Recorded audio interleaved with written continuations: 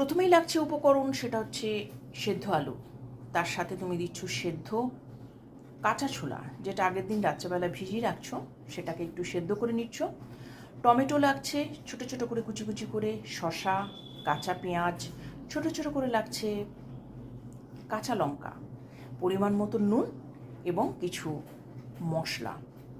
এই সুস্বাদু আহারটা তোমরা কিন্তু বাচ্চাদের পরিবেশন করতে পারো ব্রেকফাস্ট হিসাবে সকালবেলায়।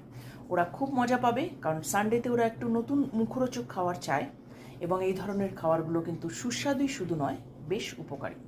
তো আজকে সানডে টিপসে এটাই রইল। চলো ট্রাই করো এবং পরিবেশন করা শুরু করে দাও।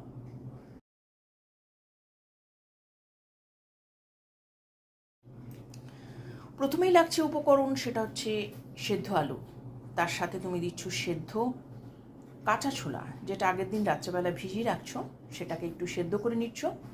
টমেটো লাগছে ছোটো ছোটো করে কুচি কুচি করে, শসা, কাঁচা পেঁয়াজ, ছোটো ছোটো করে লাগছে কাঁচা লঙ্কা, পরিমাণ মতো নুন এবং কিছু মশলা।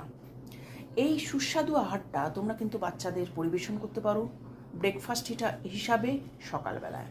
ওরা খুব মজা পাবে, কারণ সানডেতে ওরা একটু নতুন মুখরোচক খাবার চায়, এবং এই ধরনের খাবারগুলো কিন্তু সুস্বাদুই শুধু নয়, বেশ উপকারী। তো আজকের সানডে টিপসে এটাই রইল। চলো ট্রাই করো এবং পরিবেশন করা শুরু করে দাও।